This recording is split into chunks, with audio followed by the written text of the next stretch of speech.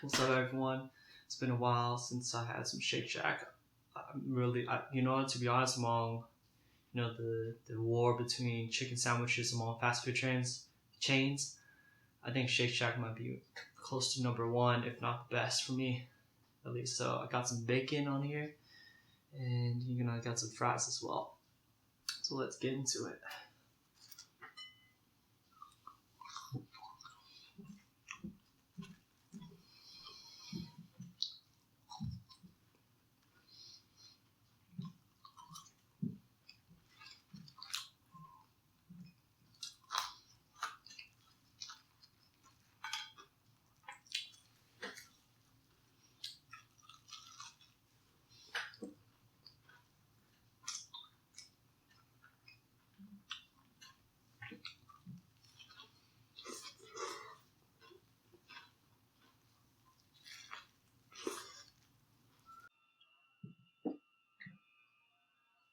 So an anime that I'm recently pretty much infatuated with is Great Pretender, which is an anime I believe released on Netflix, and they release episodes in bunches.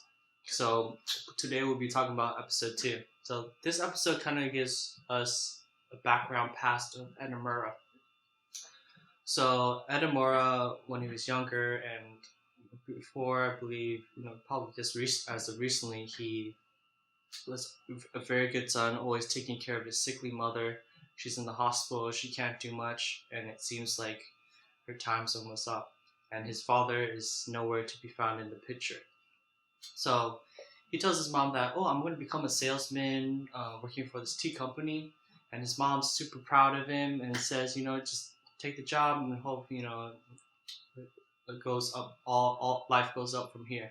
But unfortunately, life just happens. So the person he was working for was secretly a con man, and he was caught by the authorities in the midst of all this, and he was sentenced to 18 years. No, 18 months probation, and then 18 months in prison, and then 3 years probation.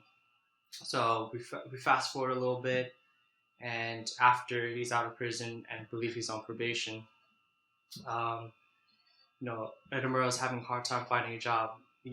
That's the stigmatism when people with a criminal record have a hard time finding a job. Most employees will think lowly of you and feel that someone with a criminal record isn't trustworthy. So he was struggling finding a job, and pretty much no one would hire him. And everyone else thought he was a con man, and eventually he couldn't pay off his mother's bills, hospital bills, and she eventually passed away, unfortunately. So, this is one of the darkest times of his life. He lost everything. Life's just hit him like a truck. He was not even involved in his former boss's shady business. He was just hired at that time recently, and then the authorities just came in.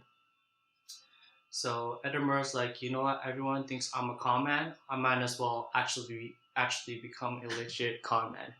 So this is where the story begins of how he became a con man. So remember his former boss that brought him into the sticky situation. He actually asked his boss again, "You want to do something with me, just you and me? You could be con men, and we'll see how this goes."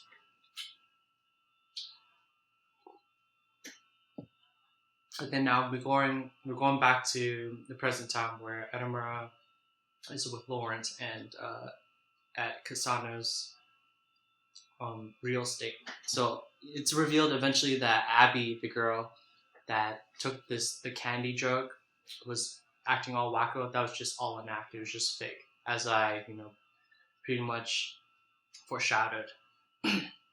So we eventually get Edamura remembers that something's a little fishy about Lauren. He in the back part of his mind, he remembers that the old man that he was working with, who was his former boss, and the old lady that he supposedly scammed for selling an overpriced water filter, they were all in it with Laurent. He remembered that they were wearing these watches that pretty much were they're identical, think Lauren may have been wearing them too. I'm not quite sure, but the old man and the old woman were wearing the same watch, and believed Lauren pay, compensated them for that, so that Edamura would go back to him. So he want all along that was his plan.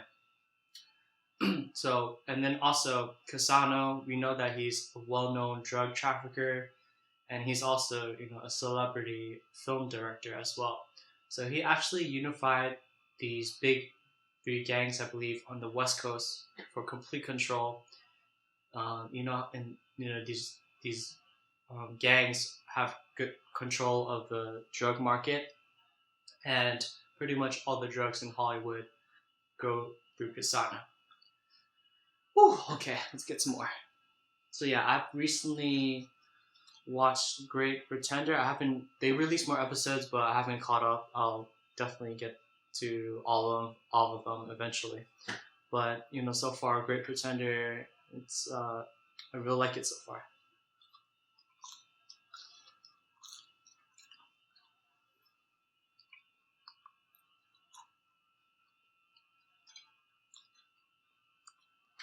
Oh yes. So actually, Blackpink released like some teasers, videos, and posters and whatnot. I believe it's coming out on Friday, and I actually really can't wait for their new song. I think How You Like That. Like, oh my god, that sounds like a great title already.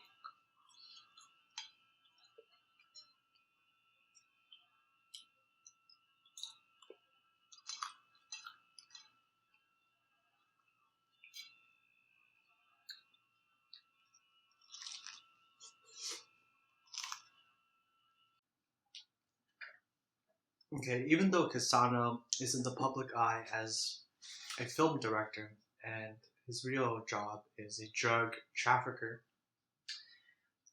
it doesn't mean that if you betray him, nothing will happen. So it's revealed that Lauren tells Edamura that Kasano is a real mobster. If you betray him, backstab him, it's lights out for you. You're not seeing the light of day.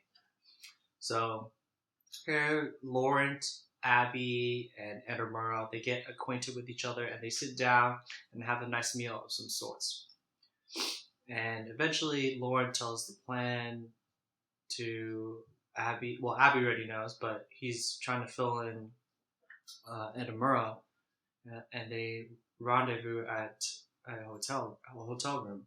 Now, at this point in time, Edinburgh is kind of second guessing. He's like, I'm not sure I'm really fully committed into doing this con. It seems like a really high risk operation. You definitely high reward as well if they manage to pull it off. Which on the table right now, Lord made the deal with Casano for the Sakura Magic Candies for like $5 million. Crazy.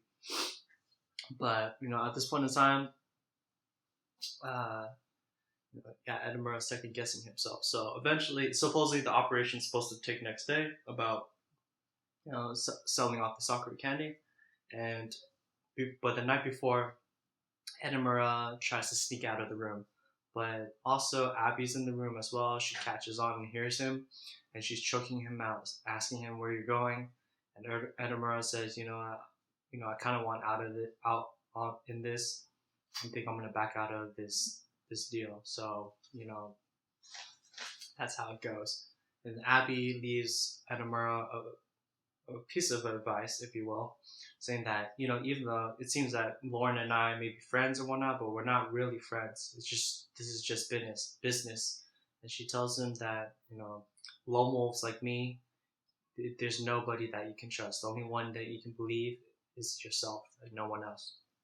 So Edamura parts ways with Abby, and then the next day arrives. And Lauren's thinking that, Edamura, he may be hesitant right now, but he'll come around eventually. And he said they gave him a timeline of when he would arrive, and that timeline actually passed. So they're like, okay, I guess Edamura is really out of the deal. So Abby and Lawrence head over to Kasana's residence, but then they see a familiar face that's already there. So actually, Edamura was right there before them, chilling with the girls at near by by the pool. And Kasano's like, "What are you talking about? Your Edamura is right here." Then so he was really shocked then and there.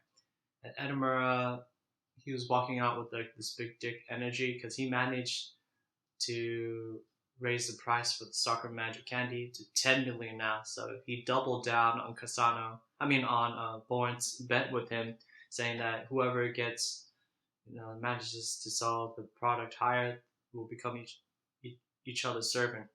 So he managed to pull that off, and Lauren was, deeply surprised, and I think he kind of underestimated Edamura, thinking that he didn't actually have the the true spirit of a con man, but he was proved to be wrong. So yeah, that's pretty much wrapping up end of episode 2. Oh, I forgot to mention. So Lauren is trying to portray Edamura as this Japanese doctor who comes from a well-known pharmaceutical company in Japan, and he developed the soccer magic candy by himself. So that's how he's being portrayed as this character. So yeah, that's wrapping up episode 2. Episode 2 was very good. It's trying to build up, and I watched maybe up to like episode 7 or 8. So what I like about Great Pretender so far, like they kind of have like little arcs in between. So like 4 or 5 episodes is like one arc, and then it heads over to the next one. And of course, yeah, the genre of the series is the life of a con man, right? How exciting it is, but very very also very dangerous as well. So yeah, that's it for today's mukbang. Thank you for watching. Peace.